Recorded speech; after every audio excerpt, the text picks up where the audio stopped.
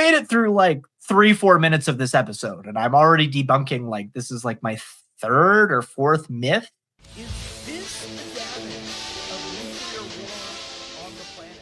Hello, future nuclear winter survivors, or for short, heroes. My name is Max, and today we are doing another reaction to the anime How Heavy Are the Dumbbells You Lift? If you chuckle or learn something new, consider doing me a favor by smashing that like button, subscribing to the channel if you haven't already, and hitting that notification bell. I am not liable for any damage done to your device by smashing the like button too hard.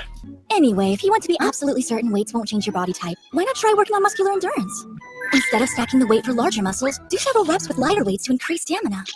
Okay, so I'm not sure how I feel about this advice, but I don't think it's super positive.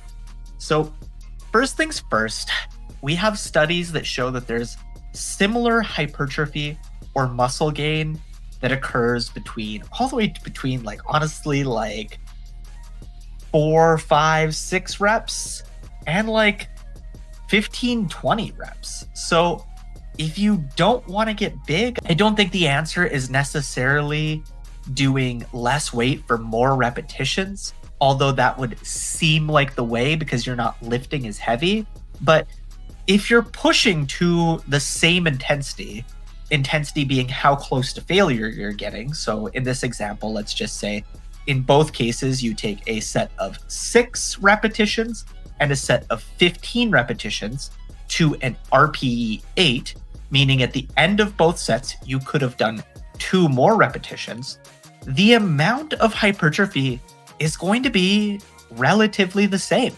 Now, with that said, I think that people are much worse at judging their RPE or how many more reps they have until failure at higher rep ranges than they are at lower rep ranges. So what might feel like an RPE 8 at 15 reps might actually be an RPE 6. And that might be where the myth comes from that higher repetitions aren't as good for hypertrophy or muscle building. And that if you just want to kind of tone up, doing the higher repetitions and working on muscular endurance is the way to do that. So kind of a mixed bag. It might not be the worst strategy just because of the logistics of not being able to judge your rate of perceived exertion as well on the higher repetitions. I think it can be easier to do more reps with good form and practice good technique with higher repetitions when you're new. Although I don't know if it's necessarily the best advice to give somebody if they don't want to gain muscle. I would argue that if you don't want to gain muscle, if you have enough muscle and you're just like, you know what, I'm good. I think increasing the amount of cardio you're doing and reducing down, like let's just say you're doing 5 days of weights and 1 day of cardio, and you go down to 3 days of weights and 3 days of cardio, that would probably be a good way to keep the muscle you have, but not gain as much. So that's one strategy that kind of comes to mind. Another strategy would just be pushing close to failure less frequently, leaving more repetitions in the tank, making your training easier in order to maintain muscle instead of gain muscle. I don't think these are going to be problems that a lot of people are going to have, because I think more people are going to need to gain muscle than there are going to be people that reach that status where they just want to maintain muscle. But if you get to that point, that would be my advice, is to do those things opposed to just increasing your reps and reducing the weight you're using. Because if you're training just as hard and you make that change, it's not really going to make a huge effect as far as reducing the amount of muscle you're gaining. By the way, there's another exercise for your back. The deadlift works your lower back and your hamstrings. But you could seriously injure yourself without good form, so it's probably not something you should attempt as a newbie. Oh, okay. This one really, really bothers me. Okay. Let's dive into it. I really, really hate the fear-mongering around deadlifts. I think, yes, there is probably a lot of videos you see on the internet of people doing really, really poor form. And I do think that a lot of people can, not even a lot of people. I do think there's some people that can hurt their back with deadlifts, but deadlifts can also be one of the best exercises for strengthening your back, so you are less likely to hurt your back. And while form is a component of it, I think a lot more of it is load management. And I think the poor form is actually a result of people pushing too hard on deadlifts too often, instead of having like a lot of kind of lighter weight, easier work where they are able to execute good form, building up to those hard things. I think deadlift gets a bad rap because every teenage broccoli head that thinks deadlifts are cool are in the gym maxing out deadlift every single week, which admittedly was me when I was younger. So, not a ton of judgment there because I was part of that group, right? It's just a cool exercise to max out and you want to do it often, but that's not a smart or a good way to train. And when you're inevitably doing that, you're going to hurt yourself more frequently. And because we don't really see that with other exercises, deadlift gets this bad rap of being this really dangerous exercise, when in reality, if you were to think about it, if you were to do a barbell row with the most weight you could do for a single repetition with just this like awful swinging form every single week, you would hurt yourself a shit ton on a barbell row too. Or a bench press. If you max out your bench press every single week, guess what? You're probably going to blow up your shoulder. If you max out a bicep curl for a one repetition every single week, you're probably going to hurt your elbow. So I think it has more to do with how the people that are doing the deadlift are training than it has to actually do with the movement itself. And I really hate when people fearmonger the movement because so many people do it poorly, instead of addressing the issue of trying to get people to train smarter in a way where they're less likely to hurt themselves doing deadlifts or any exercise. What's going on? This is a protein bar, one of the many perks of being a member of Silverman Gym. Welcome to Machio's Protein Bar. Today's special concoction is made with whey protein and delicious BCAA supplements. Okay, they had me here at the protein bar until he said that their drinks were made with BCAA supplements. I would rather stick nails through my eyes than pay an extra $5 for a fucking smoothie because they put BCAAs in. Could we just get rid of BCAAs already? I'm so ready for them to be done being the trend. Honestly, the protein bar idea is kind of cool, though. I know that they have like a muscle mommy protein bar where muscle mommies degrade you and feed you protein shakes and stuff like that in Japan. So that's kind of interesting. I guess it makes sense because they kind of portray Silverman's Gym as like a fancy gym that they would have a protein bar. But I can't say I've been to a ton of gyms with protein bars. There's definitely been a few that I've been to that have had them, but it is definitely something that's less common. But honestly, the protein shakes at the protein bars of the gyms I have been to with them are always just overpriced and not that good.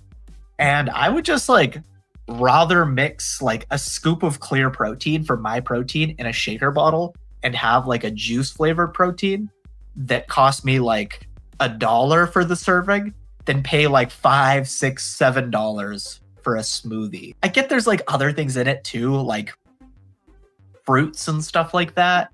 But I don't know, just make yourself one at home.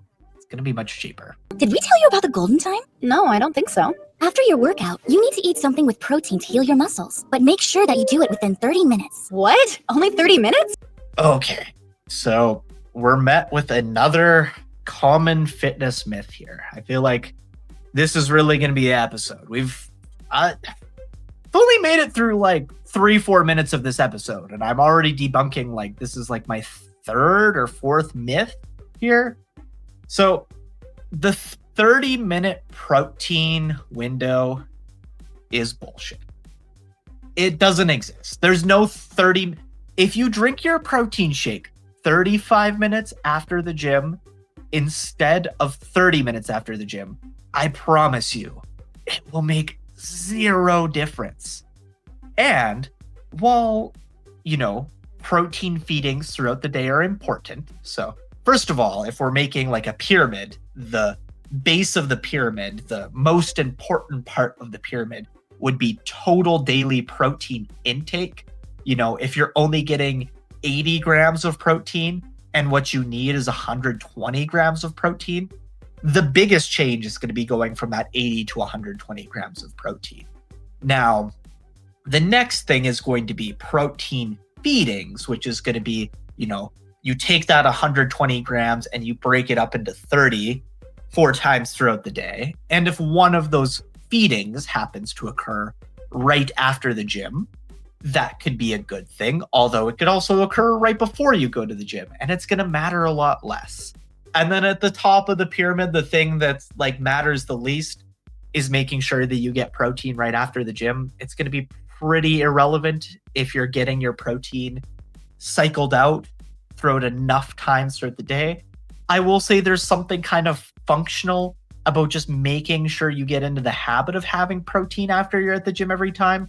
But I don't think you need to rush to try to get it done into 30 minutes. This is definitely a myth. And it's something that I wouldn't focus on too much. It's just like, hey, after I go to the gym, I have a protein shake, or I go home and I have a meal with protein in it. And that's just a habit to make sure I'm getting enough protein throughout the day and getting those protein feedings in.